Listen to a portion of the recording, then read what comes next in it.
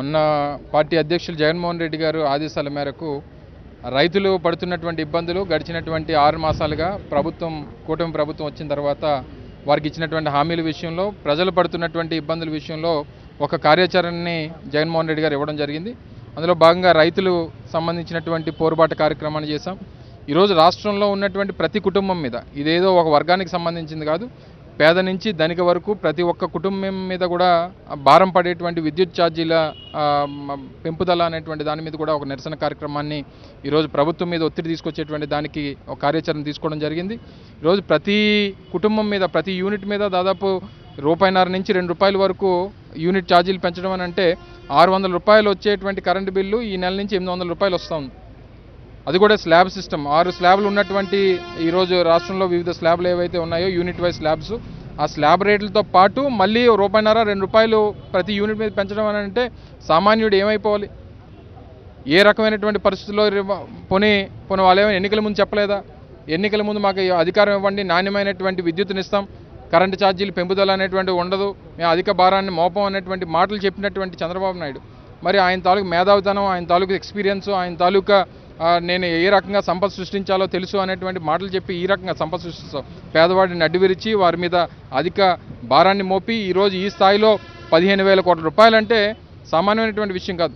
గతంలో రాజశేఖర రెడ్డి గారు కానీ లేదా మన జగన్మోహన్ రెడ్డి గారు కానీ ఏదైనా ఇబ్బంది వచ్చినప్పుడు ఏ రకంగా దాన్ని కంట్రోల్ చేయాలి, లేదా రాష్ట్ర ప్రభుత్వం ఏ రకంగా దాన్ని బేర్ చేయాలనేటువంటి దాని మీద ఆలోచన చేయాలి తప్ప జనం మీద నువ్వు భారం మోపి 6 నెలల్లో దాదాపు 75,000 కోట్ల రూపాయలు అప్పులు చేసి పేదవాడికి ఒక సంక్షేమ పథకం ఇవ్వకుండా ఈరోజు అధిక భారాన్ని మోపేటువంటి కార్యక్రమాలు చేస్తూ ఉన్నారంటే మీ మేధావితనం, మీ ఎక్స్పీరియన్సు, మీరు 4 సంవత్సరాలు ముఖ్యమంత్రిగా పనిచేసినటువంటి మీ తాలూకా సీనియారిటీ ఏమైపోయని చెప్పని అడుగుతా ఉన్నాం. సో డెఫినెట్గా ప్రజల పక్షాన వైఎస్ఆర్ కాంగ్రెస్ పార్టీ నిరంతరం పోరాటం చేస్తుంది.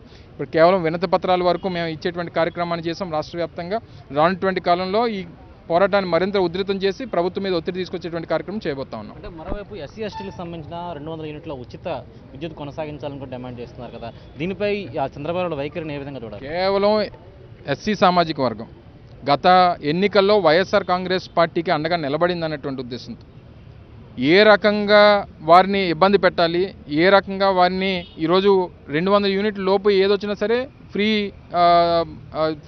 యూసేజ్ అనేటువంటిది గత ప్రభుత్వంలో ఉండేది. మా ప్రభుత్వంలో ఈరోజు 200 లోపు యూనిట్లు వాడినా సరే లేదా 200 యూనిట్లు దాటి వాడినా సరే ఏదన్నా సరే నువ్వు బిల్లు పంపించి వాళ్ళకి డబ్బులు కట్టకపోతే నువ్వు కరెంటు కట్ చేస్తూ ఉన్నావంటే ఈరోజు ఎస్సీ కాలనీలు అన్నీ కూడా రాష్ట్రంలో చెమ్మ చీకటిలో ఉండిపోయేటువంటి పరిస్థితి, ఎవరికి చెప్పుకోలేనటువంటి పరిస్థితి.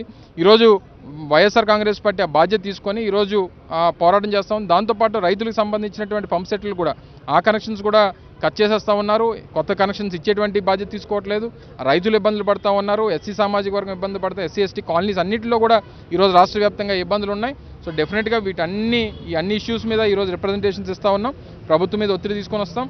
వారు లేనిపోయినటువంటి ఆరోపణలు మా మీద చేస్తూ ఉన్నారు.